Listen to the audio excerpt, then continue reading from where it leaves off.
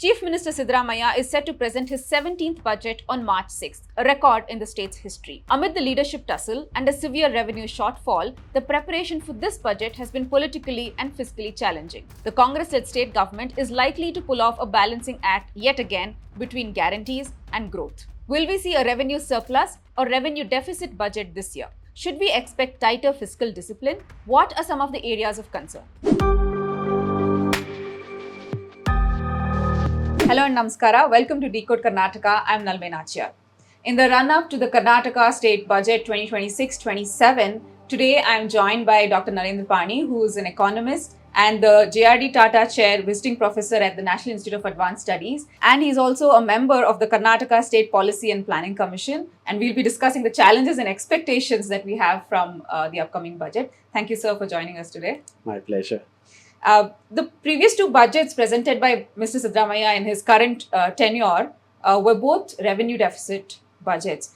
While we are not sure what awaits us this year, how fiscally prudent or sustainable is this trajectory that we are seeing, and how do you think we can overcome it?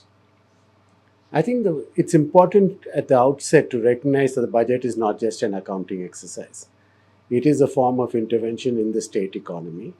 And one of the reasons why you have pressure on the revenue deficit, or general pressure on the revenue of the state government, is because of a weakening of the economy in many ways. For instance, because of less spending, you will have lower GST collections, and that puts up pressure on the revenue, the state's revenue. So the issue really is that what is the larger pattern? What are your priorities? And then can you keep the budget, the revenue deficit within manageable proportions? Right. So we really need to talk about what should be the larger priorities of the government, right, and then come down to any specifics that you like. If I may, the main issues that today you are dealing with a state which is functioning with an extreme inequality. The inequalities across industries, the industries that are doing very well, which ensures that Karnataka's per capita income is among the highest in the country. At the same time, there are areas of the economy that are doing very poorly. Right? This gets further sort of compounded by a regional imbalance because the industries that are doing well are concentrated in one part of the state, and the rest is distributed in across, particularly North Karnataka, Northeast Karnataka, or Kalyan Karnataka as we call it. So the real issue is that how do you manage your funding in a way that addresses the immediate concerns, and how do you function from there? And I think the main effort there has to be to try and, in the short term, to generate whatever resources are possible. Okay. There could be resources that like say you can look at indirect taxes other than GST, like in excise, and that might be a source that the Chief Minister taps. Okay. It might also be possible for him to be more innovative and look at areas that people have taken for granted as being free. Yeah. Areas like parking fees in cities, areas like where it's taken as a it's not called a freebie because it comes for the privileged, but in many ways it is a state investment in something that's given free. Okay. Owing to the ruling government's welfare commitments in recent years, the state's expenditure has increased, but Karnataka is also facing a revenue shortfall, like you pointed out, and this is partly due to the rationalization of GST. So, do you expect borrowings to go up? For it to become steeper? It might, though on the whole, I mean, you can look at individual figures and think otherwise. On the whole, the Chief Minister's record over the years has been quite fiscally prudent. Compared to some of the other states, he has met most of the targets of fiscal prudence over the years, and I don't see a major break from that this time. Okay. What the specific numbers would be, we'll have to wait and see. But given the kind of priority that Karnataka has given, actually not just this Chief Minister, but under various Chief Ministers, Karnataka has prioritized it's prioritized fiscal prudence. Okay. And you might not come down to a zero revenue deficit, but essentially it's been well within control. Okay. You mentioned indirect taxes. Will the state be able to raise a substantial sum from this? Can you go a little bit more into that? Actually, the bulk of indirect taxes has been taken over by GST. So just a few options that are left, and the excise duty, particularly on liquor, that's the main element. That has been a major target of finance ministers over the years, and it could very well be a source once more. Okay. But the larger context you must keep in mind is that you're dealing with a state in which there has been a slowdown, which is reflected in lower GST collections, and there is a regional imbalance. Yeah. And the government cannot be insensitive to that. It cannot be carried away by specific numbers or specific indicators like the revenue deficit. It has to manage the economy as a whole. Yeah. That thing about regional imbalance that you also bring up, I think even when we spoke last year around the same time, I think we had also discussed this, that a large part of the state's revenue is propelled by Bengaluru, the IT sector specifically here. And like you said, regional allocation does matter. So where do you see that? What are your expectations as far as allocation for different regions and making them into, engines of the economy? You see, the point is that you're dealing with an integrated economy.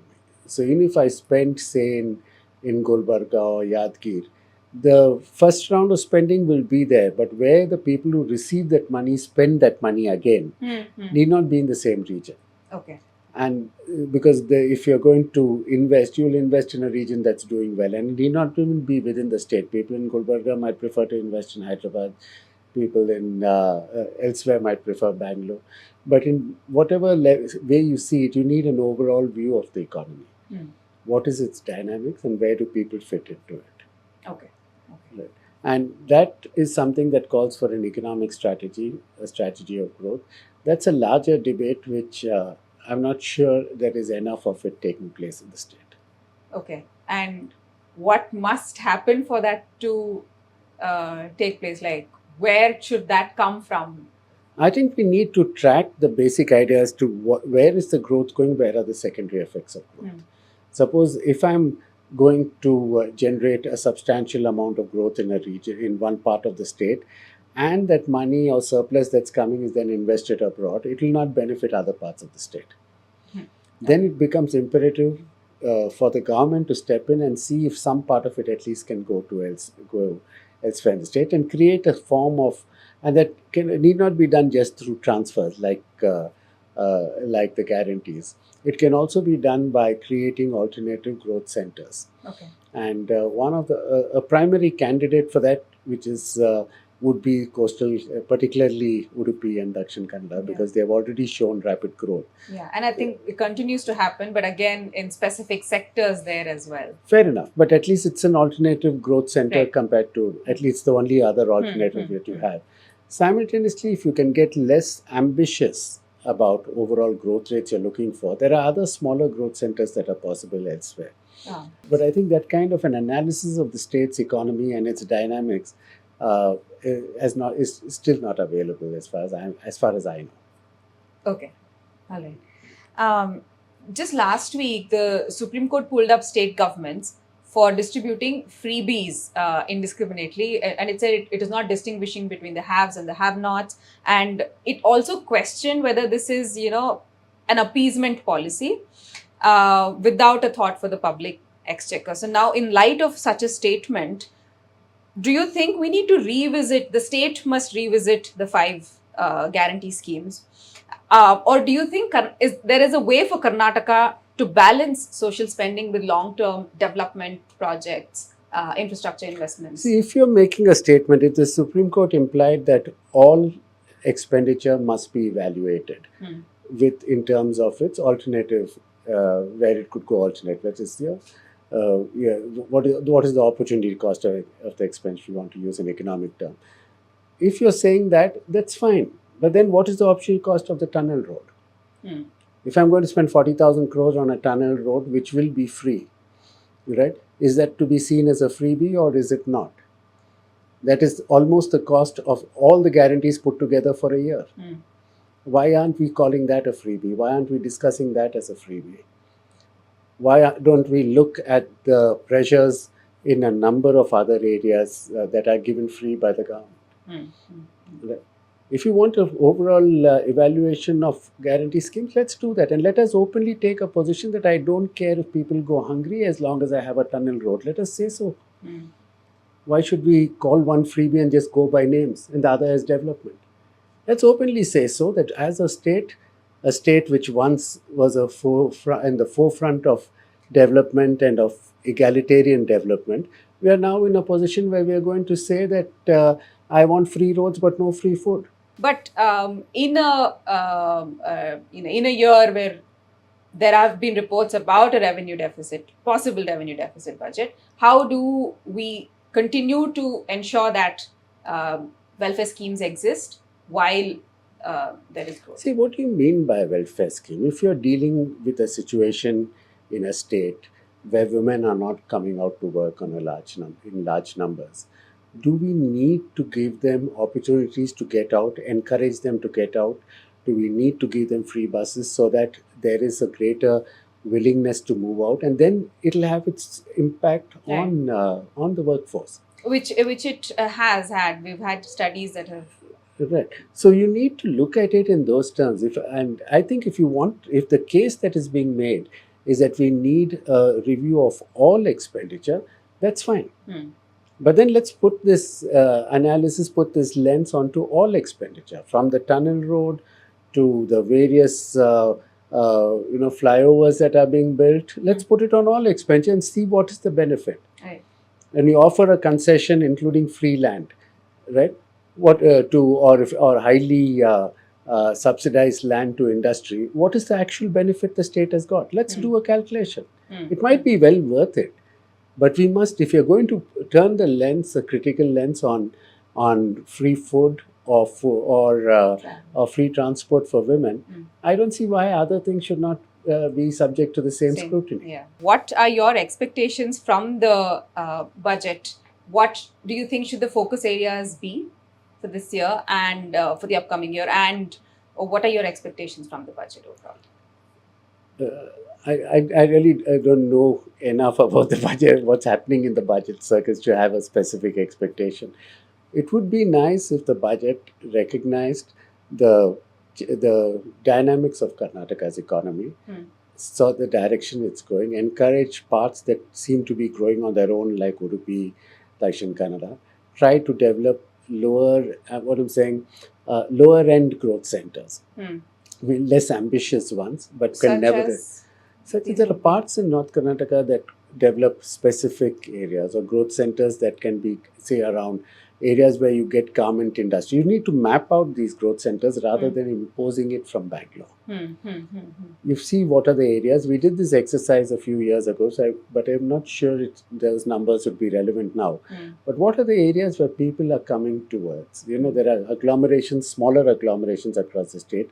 Map them, identify what are the economic elements of that agglomeration, encourage that, and see if you can get these smaller growth centers across the state, in addition to a very promising growth center in Udupi and Dakshin Kannada.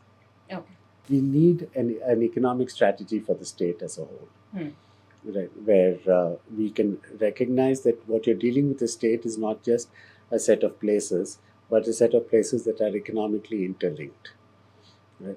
And there are parts where the linkages are stronger outside the state, outside the country, than they are with the rest of the state. So we cannot expect the growth process to spread out evenly on its own. When you mean linkages are better outside well, I the might country, be a very successful firm who's investing abroad. Okay. So the next round of investment will not necessarily come into the state. So in that case, can you develop other industries that have the local option of tend to prioritize the local option? Can the state support that growth path? The issue is not just to transfer resources after growth. The issue is also to generate a more even and broad-based growth. Okay. Without just state diktat, but by understanding what are the exact processes that are on the ground and encouraging the appropriate Why has this not been done? I mean, if there is the awareness that we need a strategy like this, what is the challenge to coming up with one? What is the challenge to forming? I'll have to say I don't know, because my main thing is that sometimes we tend to think that that we can tell the economy what it should do, whereas the economy has its own dynamics, and we need to understand those dynamics and then intervene in ways that can take it in a direction we want. We tend to just make a blanket area that, okay, I'm going to develop this area. That cannot be done from outside. You must understand what are the dynamics, what are the skill sets there. After, how did Bangalore grow? How did Bengaluru grow? Because of the fact that you had a high-tech manpower here, at least the recent phase of growth. Because you had high-tech manpower, so when the communication revolution came, you could find a place within it. You need similar exercise as to what are the strengths of different parts of the state, what are the opportunities, and how do you link the economies to that. Right? You cannot just focus on transfer of funds after growth. We will know the specifics of the allocations and the focus areas on March 6 when the Karnataka budget is finally tabled. My colleagues from the Karnataka Bureau will analyze the budget and break it down for you, our viewers. So please do join us for the live. I'll see you in the next episode of Decode Karnataka. Until then, follow The Hindu for more such stories and videos.